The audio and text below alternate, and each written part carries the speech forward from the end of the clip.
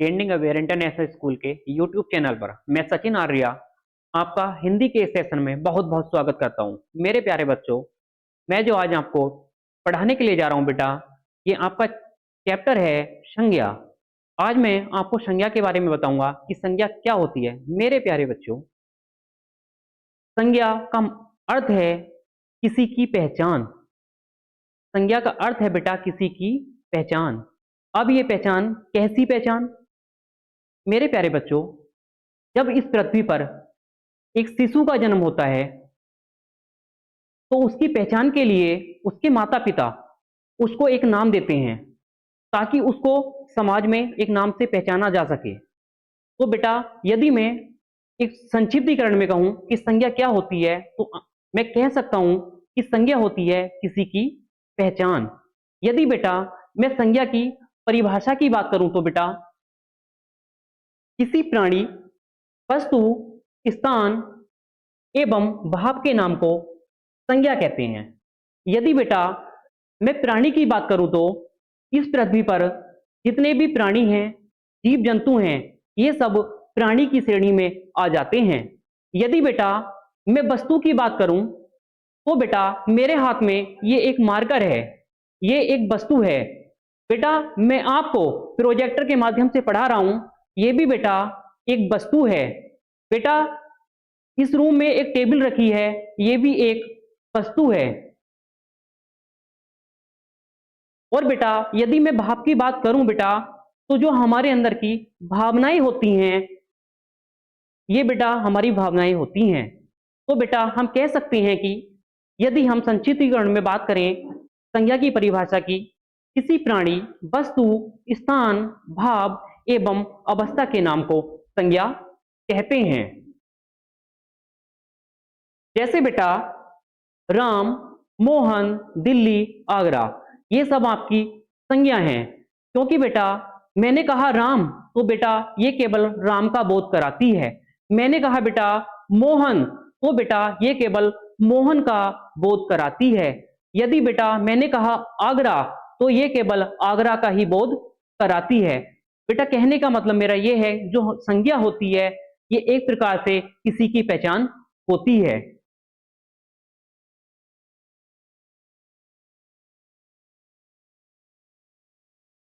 यदि बेटा मैं वस्तु की बात करूं तो बेटा मनुष्य, पशु पक्षी को छोड़कर शेष सभी आते हैं। यदि बेटा मैं वस्तु की बात करूं तो बेटा इसमें केवल मनुष्य और पशु पक्षी को यदि मैं छोड़ दूं तो शेष आपके वस्तु में आते हैं। यदि बेटा मैं स्थान की बात करूं, पृथ्वी पर जितनी भी जगह है ये सब बेटा आपका स्थान ही है। यदि बेटा मैं भाव की बात करूं तो बेटा जो हमारे अंदर की भावनाएं हैं, महसूस की जाती हैं, ये सब बेटा भावनाएं होती हैं। एक मिनट बेटा, नोट में देखेंगे आप, केवल व्यक्ति, वस्तु, स्थान या भाव के होने से संज्ञा नहीं होती, बल्कि संज्ञा के लिए उसकी कोई पहचान होनी चाहिए। यदि बेटा किसी वस्तु की कोई पहचान नहीं है तो बेटा वो संज्ञा नहीं हो सकती। संज्ञा के लिए उसकी पहचान का होना बहुत जरूरी है। जैसे बेटा मैंने कुछ उदाहरण लिए हैं, जैसे राम, कोयल, कुत्ता, मेज, कलम, आगरा, वाराणसी आदि। यदि बेटा मैंने कहा राम, जैसे ही बेटा मैंने राम कहा, तुरंत ही आपके दिमाग में एक पिक्चर बन गई राम की। तो बेटा इसने किसका बोध कराया? इसने आपको राम का बोध कराया। बेटा मैंने कहा कोयल, जैसे ही मैंने कोयल कहा, तुरंत ही बेटा आपके दिमाग में एक पिक्चर बन गई कोयल की। बेटा किसका बोध हुआ? कोयल का। उसी प्रकार बेटा मैंने कहा मेज, मेज के कहते ही आपके दिमाग में एक पिक्चर बन गई मेज की। बेटा पहचान हो गई कि हाँ ये मेज है। तो बेटा जो संज्ञा होती है ये बेटा क्या होती है? ये किसी की पहचान होती है।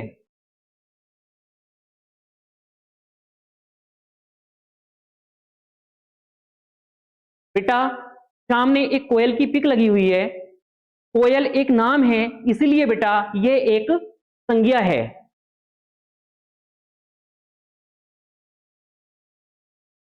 मेरे प्यारे बच्चों, आपके सामने बेटा एक पिक्चर है मोर की। बेटा मोर भी एक नाम है, इसलिए मोर भी बेटा आपका संज्ञा हो जाएगा।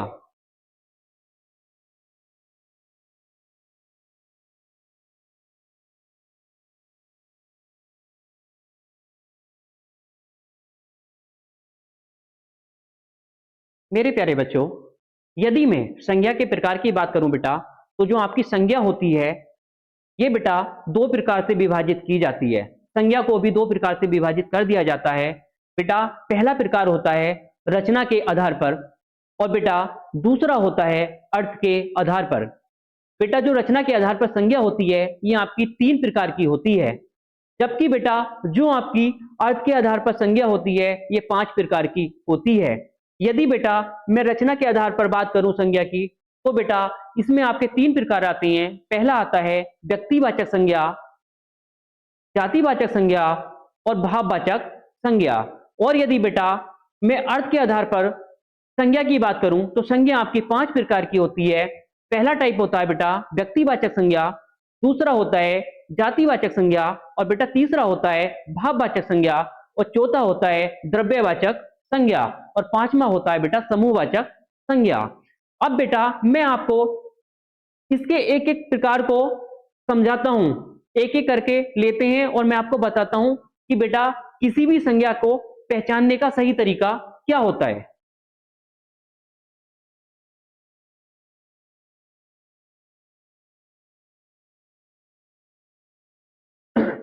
बेटा पहला प्रकार आपका आता है व्यक्तिवाचक संज्ञा।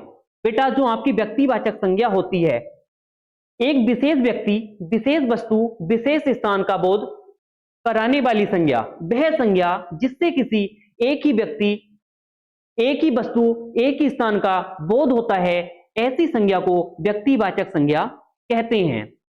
बेटा आप कह सकते हैं यदि किसी व्यक्ति का नाम है, जैसे मैंने कहा राम, मोहन, बेटा ये सब आपके व्यक्तिवाचक संज्ञा हो जाएंगे। क्यों? क्योंकि बेटा ये केवल एक ही व्यक्ति का बोध कराते हैं, इसलिए बेटा ये आपके व्यक्तिवाचक संज्ञा हो जाएंगे। यदि बेटा मैंने कहा अनिकेत, तो बेटा ये केवल अनिकेत का ही बोध कराता है, ये केवल बेटा अनिकेत का ही बोध कराता है, इसलिए बेटा जो अनिकेत है ये भी आपका व्यक्तिवाचक संज्ञा हो जाएगा।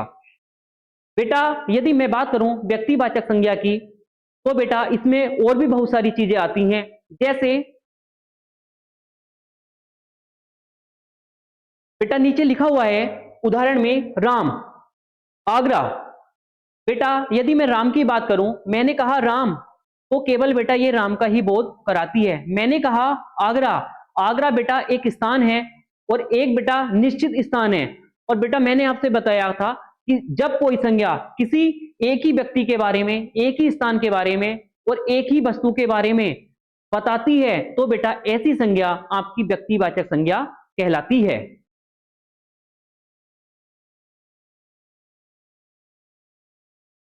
बेटा सामने एक पिक लगी हुई है जिसमें बेटा आपको दिख रहा होगा ताजमहल और नीचे लिखा हुआ है आगरा। अब बेटा जो ताजमहल है वो भी बेटा एक ही है, इसलिए बेटा जो ताजमहल है वो भी आपका व्यक्तिवाचक संज्ञा हो जाएगा। बेटा सामने एक पिक लगी हुई है जिसमें आपको दिखाया गया है लाल किला, क्योंकि बेटा लाल किला भी एक ही है और किसी एक का ही बोध कराता है, इसीलिए बेटा लाल किला भी आपका व्यक्तिवाचक संज्ञा हो जाएगा।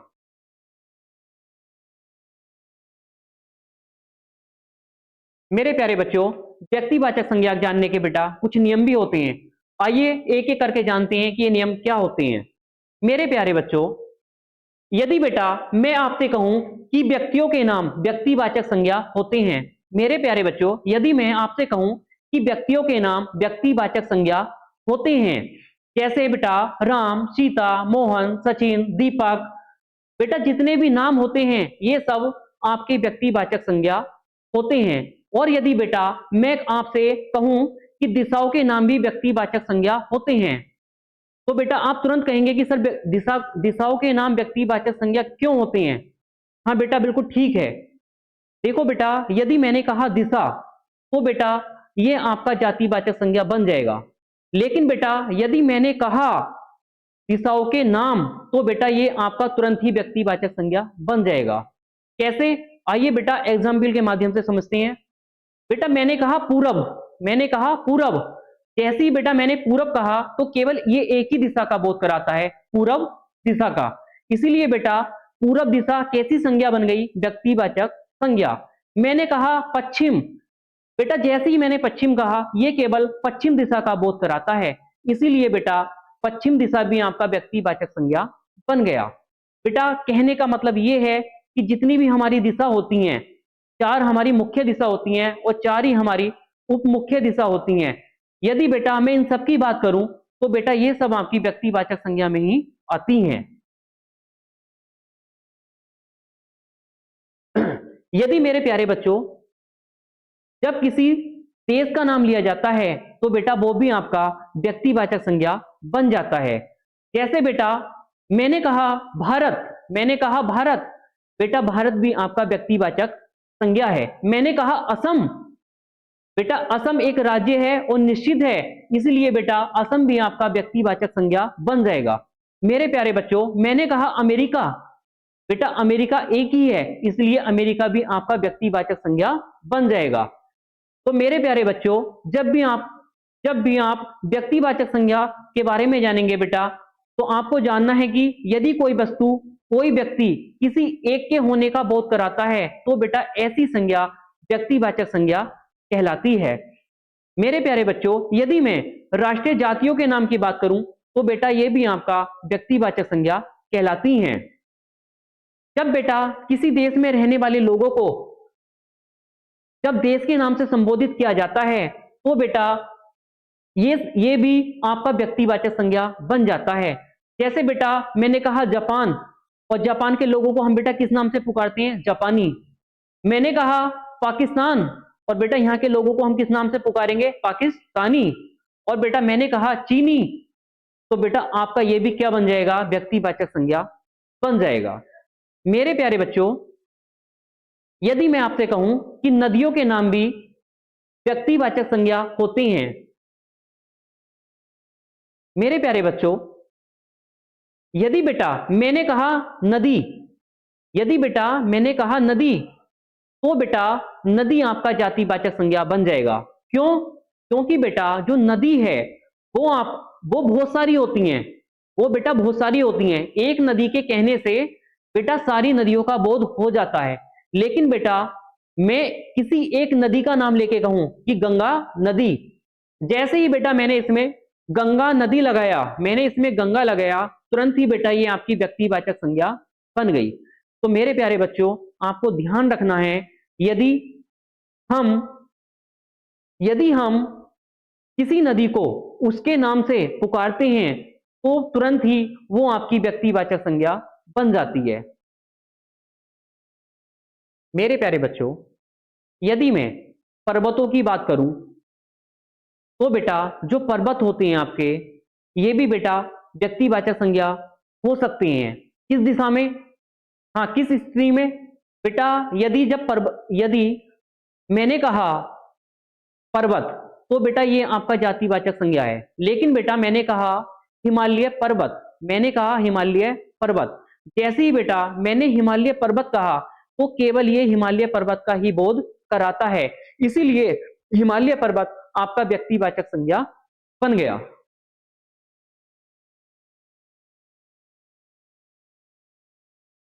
मेरे प्यारे बच्चों ये जितनी भी यदि मैं पुस्तकों की बात करूं, समाचार पत्रों की बात करूं एवं पत्रिकाओं के नामों की बात करूं तो बेटा ये भी आपके व्यक्तिवाचक संज्ञा होते हैं। कैसे? बेटा मैंने कहा रामचरितमानस, बेटा मैंने जैसे ही कहा रामचरितमानस तो बेटा रामचरितमानस बहुत सारी तो है नहीं, केवल एक ही है और बेटा किसी एक का ही बोध कराती है, इसीलिए बेटा जो रामचरितमानस है ये भी आपका व्यक्तिवाचक संज्ञा बन जाएगा। बेटा मैंने कहा